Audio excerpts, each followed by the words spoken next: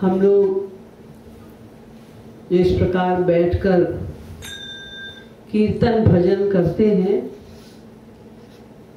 उसका पर्पस क्या है? आप में से यहाँ कोई ऐसा भी है जिसको हिंदी बिल्कुल नहीं आती, समझ में नहीं आती? तो पर्पस क्या है इसका, यह हमें समझ लेना चाहिए और उसके अनुसार ही बैठकर यहाँ पर कीर्तन करना चाहिए और मन लगाना चाहिए, तभी कीर्तन करने का फायदा है। नहीं तो आप चाहे कोई भजन कीर्तन गाइए या कोई फिल्मी सॉन्ग गाइए, जो मर्जी गाइए, सब बराबर ही है। तो पर्पस क्या है? हर चीज का पर्पस तो एक ही है, क्योंकि हम लोग सभी माया के अंडर में हैं, इसलिए सब दुखी हैं। किसी को कोई दुख है, किसी को कोई दुख है, किसी को कोई दुख है। वो चाहे अरबपति करोड़पति हो, उसे भी कोई ना कोई दुख है, और जो भिखारी है उसे भी कोई ना कोई दुख है। सबको दुख है, क्योंकि हमें आनंद नहीं मिला। दुख तो सब तरह के हैं सबके पास, लेकिन इतने अभ्यस्त हो गए हैं उन दुखों के हम लोग कि हमको पता ही नहीं चलता कि हम कितना बड़ा दुख संसार में झेल रहे हैं, और वो भी आज से नहीं, अनादिकाल से झेलते आ रहे हैं। काम संबंधी दुख, क्रोध संबंधी दुख, लोभ संबंधी दुख, मोह संबंधी दुख, शरीर के दुख, मन के दुख, संसार वालों से प्राप्त होने वाले दुख, प्रकृति से पाने वाले दुख, कितने ही तरह के दुख हैं जो हम लोग नित्य प्रति झेल रहे हैं। और इसीलिए हमारी केवल एक भूख, एक चाह है कि हमें आनंद मिल जाए। जहाँ भी हमें थोड़े से आनंद की आशा होती है, हम वहाँ पहुँच जाते हैं और ये आशा लगाए रखते हैं कि हमें आनंद मिलेगा। और आज भी आप लोग यहाँ पर इसी पर्पस से आए कि आनंद मिल जाए। आनंद माने भगवान होता है, इसलिए भगवान के स्मरण से, उनकी याद से ही आनंद मिलता है। ये सभी बुद्धिमान लोग जानते हैं, और खास करके जो भारतवर्ष के लोग हैं वो इतना तो समझते हैं कि भगवान के स्मरण से, कीर्तन भजन से, उनमें मन को लगाने से ही आनंद मिलेगा। इसीलिए प्रायः सभी भारतीय अपने अपने घरों में अपने अपने ढंग से कुछ ना कुछ पूजा पाठ वगैरह भी करते हैं। कोई त्योहार है, कुछ है, मंदिरों में भी चले जाते हैं, क्योंकि उनके मन में ये बात है कि आनंद हमें भगवान की प्राप्ति से, भगवान के से मिलने के बाद ही मिलेगा। भगवान में ही आनंद है, भगवान ही आनंद है। ये बात हम लोगों को थ्योरी में हल्की फुल्की पता है, और अगर ये पता है तो ये भी पता है कि अगर भगवान को नहीं पाया तो आनंद नहीं मिलेगा। जब भगवान में ही आनंद है तो भगवान को पाके ही आनंद मिलेगा। इसका मतलब भगवान को पाकर बिना पाए आनंद नहीं मिलेगा। इसीलिए डर के मारे हम लोग कीर्तन भजन वगैरह सब करते रहते हैं, मंदिरों में जाते रहते हैं, व्रत त्योहार वगैरह मनाते रहते हैं।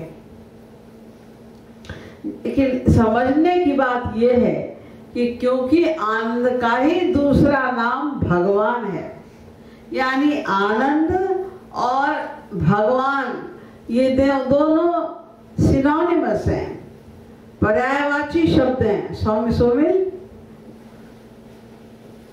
तो हमें पता है कि भगवान में ही आनंद नहीं है, भगवान का ही दूसरा नाम आनंद है। तो भगवान को पाकर ही आनंद मिलेगा। तो भगवान को पाया कैसे जाए, ये प्रश्न उठता है। तो मन को भगवान में पूरी तरह लगा देने से भगवान मिल जाते हैं। तो मन को पूरी तरह भगवान में लगा देना माने क्या कि मन का सारा अटैचमेंट भगवान की ओर डाइवर्ट हो जाए। सब कर ममता ताग बटोरी, मम पद कमल बांधु बटु डोरी। तुलसीदास जी कह रहे हैं कि सब कर ममता, जहां जहां तुम्हारी ममता है उस सब को इकट्ठा कर लो, ताग बटोरी, और मम पद कमल बांधु बटु डोरी, फिर उसको मेरे चरण कमलों में लगा दो। आप कहेंगे जी हम तो बहुत दिनों से पूजा पाठ वाठ करते हैं, मंदिरों में भी जाते हैं, व्रत उपवास भी करते हैं, लेकिन हमें अभी तक भगवान मिले नहीं। इतना तो किया हमने, इतने उपवास कर डाले, इतने व्रत कर डाले, इतने भगवान के नाम ले डाले, बहुत कुछ किया हमने, हमें भगवान मिले तो नहीं। हाँ, भगवान का नाम लेने से भगवान नहीं मिल जाएंगे, तो भगवान में मन को लगाने से, यानी उनमें मन का अटैचमेंट करने से हमें भगवान मिलेंगे। तो भगवान में अटैचमेंट कैसे हो? बस वैसे ही जैसे कि हमने अभी तक स्त्री पति बाप बेटे में मन का अटैचमेंट किया है। बहुत ध्यान से सुनिए, बड़ी इंपॉर्टेंट बात है। हम लोग का अटैचमेंट स्त्री पति बाप बेटे धन आदि में तो है ही, इसमें अटैचमेंट कैसे हो गया? जैसे इसमें अटैचमेंट हो गया, हम लोगों ने कर लिया, ऐसी भगवान में होगा। यानी सोचा, बार बार सोचा कि इसमें आनंद है, तो हम उसको पाने के लिए भाग दौड़ शुरू हो गई हमारी। और जैसे जैसे ये आशा बढ़ती गई कि हाँ ये चीज मिल जाएगी, तो ये आशा भी बढ़ती गई कि आनंद मिल जाएगा, तो हमारा उत्साह और बढ़ता रहा कि अब मिल जाएगा इतना, बस अब तो आनंद मिल जाएगा, इतना और रह गया, बस अब तो आनंद मिल जाएगा, इतना और रह गया, बस आनंद मिल जाएगा। ये आशा में कि यहाँ आनंद है, तो ये मिल जाएगा तो हमको आनंद मिल जाएगा। लेकिन हमने बहुत कुछ पाया, बहुत कुछ पाया, बहुत कुछ गवाया, और हमारे एक्सपीरियंस ने हमको क्या बताया? इन चीजों में आनंद नहीं है। हम जितनी कामनाएं बनाते जा रहे हैं उनकी पूर्ति के लिए बहुत बहुत प्रयास करते हैं, चीज मिल जाने के बाद दुख मिलता है, लेकिन सुख नहीं मिल पाता, क्योंकि उनमें सुख है ही नहीं, कहीं भी सुख नहीं है। क्योंकि सुख का ही दूसरा नाम भगवान है, तो भगवान के अलावा कहीं और सुख कैसे हो सकता है? तो भगवान में हमें अपने अटैचमेंट को बढ़ाना है। तो इसीलिए हम जब कीर्तन करते हैं तो भगवान का नाम लेते हैं, भगवान के गुणों का गान करते हैं, भगवान की लीलाओं का गान करते हैं। ये जो भगवान की लीलाओं का गान करते हैं या भगवान के गुणों का गान करते हैं, वो क्यों करते हैं? इस बहाने उनकी याद करने के लिए। भगवान ने ये लीला की, ऐसे ऐसे किया। आप लोग टीवी वगैरह में भी भगवान की तमाम लीलाएं देखते हैं, तो उन लीलाओं का ध्यान करेंगे तो ऑटोमेटिकली भगवान का ध्यान हो जाएगा। और जितना ज्यादा ध्यान करेंगे भगवान की लीलाओं का, भगवान के गुणों का, उतना ही ज्यादा उनमें अटैचमेंट होता जाएगा, नेचुरल। और जितना ज्यादा भगवान में अटैचमेंट होता जाएगा, उतना ज्यादा संसार से अटैचमेंट घटता जाएगा। तो हमें भगवान में मन को लगाना है। जिस समय भगवान का नाम ले रहे हैं, उनका गुणगान कर रहे हैं, उनकी लीलाओं का गान कर रहे हैं, उस समय उनके विषय में सोचना होगा। अब सोच कुछ और रहे हैं, इधर देख रहे हैं, उधर देख रहे हैं, वो क्या कर रहा है, वो क्या कर रही है। ध्यान तो हमारा अगर चारों तरफ है तो हम चाहे 24 घंटे भगवान का नाम लेते रहें, हमको उसमें 0 नंबर ही मिलेगा, क्योंकि भगवान में मन तो लगाया ही नहीं। तो नाम खाली लेने से तो कोई फायदे की बात बनेगी नहीं हमारी, मन को लगाना है। यानी आप भगवान के जिस रूप की उपासना करते हैं उस रूप का ध्यान करना है। जितनी देर आप भगवान का नाम लें, अपने इष्ट देव का, अपने प्रभु का ध्यान करें।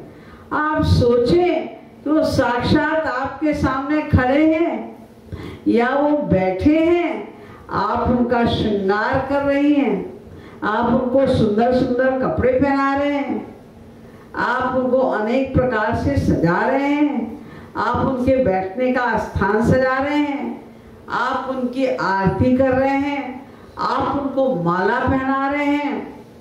बहुत तरह से उनका ध्यान हो सकता है। अपने आप को उनके साथ जोड़ना होगा। आपको ये फील करना होगा कि इस समय आप उनके ही साथ हैं। वो कुछ कह रहे हैं, कुछ कर रहे हैं, और आप कुछ कह रहे हैं, कुछ कर रहे हैं उनके साथ में।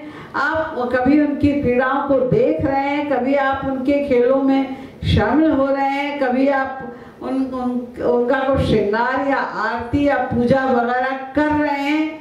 जिस तरह जब जैसे मन लगे, ये न के न प्रकारेण मन कृष्णे निवेशयेत्, जैसे लग जाए, जो ध्यान आ जाए, जिस तरह से आप उनके साथ अपने को महसूस कर सकें, वैसे हमें करना है।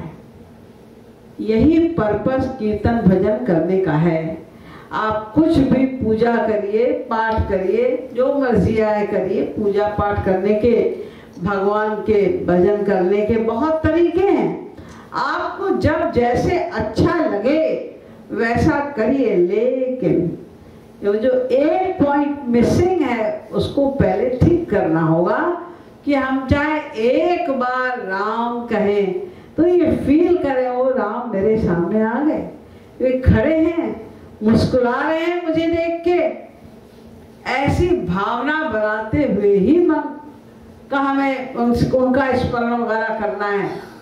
माला हाथ में है, हम राधे श्याम बोलते जा रहे हैं और सोचते जा रहे हैं, आज हमको यहाँ जाना था, फिर हमको वहाँ जाना है, फिर ये करना है, वो करना है। तो आप कहाँ भगवान का ध्यान कर रहे हैं? तो हाथ में केवल माला चलाने से तो बात नहीं बनेगी। आप लोगों ने सुना होगा कि एक बार भारत का जो बादशाह था वो नानक देव के पास आया और उसने कहा, आप कहते हैं कि भगवान एक ही है, सब भगवान का ही रूप है, तो आप हमारे यहाँ मस्जिद में चलेंगे कल सवेरे, वहां पर हमारी तरह आप नमाज पढ़ेंगे, खुदा की इबादत करेंगे? हाँ, क्यों नहीं करेंगे, चलो। लेकिन शर्त एक है, अगर तुम भगवान की इबादत करोगे, पूजा करोगे, तो मैं भी करूंगा, और तुम नहीं करोगे तो मैं भी नहीं करूंगा। मैं क्यों नहीं करूंगा, मैं तो रोज करता हूँ वहां पर। तो ठीक है, तुम रोज करते हो तो हम भी करेंगे तुम्हारे साथ। तो वो आके बादशाह को ले गया और वो तो अपना नमाज पढ़ने लगा, और नानक जी दीवार पर ऐसे पीठ करके दूसरी तरफ खड़े हो गए। जैसे इधर इनका बना हुआ है इबादत करने का, तो उधर मुंह करके कहीं खड़े हो गए दीवार पे सहारा लेके। वो देख रहा था कि इन्होंने एक बार भी कोई नमाज नहीं पढ़ी। जब नमाज खत्म हो गई तो उसने कहा, आपने तो नमाज पढ़ी नहीं, आपने खुदा की इबादत की नहीं, आप तो कह रहे थे आप करेंगे लेकिन आपने नहीं किया। तो उनका तुमने भी तो नहीं किया, हमारी शर्त थी कि तुम करोगे तो हम करेंगे, तुम नहीं करोगे तो हम भी नहीं करेंगे। तो तुमने तो की नहीं। बोले नहीं, मैं तो बराबर कर रहा था, मैंने तो पूरा किया। तो उनका कहाँ तुमने किया, तुम तो काबुल में घोड़े बेच रहे थे, क्योंकि उस समय वो घोड़े बेचने की बातें सोच रहा था माइंड में। अरे तुम तो काबुल में घोड़े बेच रहे थे, तुमने कहा भगवान की उपासना की? तो चौंक गया, अरे इन्हें कहाँ से पता चला कि मैं ये सोच रहा था अपने मन में। तो इसको भक्ति नहीं कहते, खुदा की इबादत वो नहीं है। मन से स्मरण करना, उनको याद करना, उनके रूप को याद करना, उनके साथ अपने आप को महसूस करना, ये फील करना कि हम उनके साथ में हैं, इसका नाम भक्ति या पूजा या उपासना है।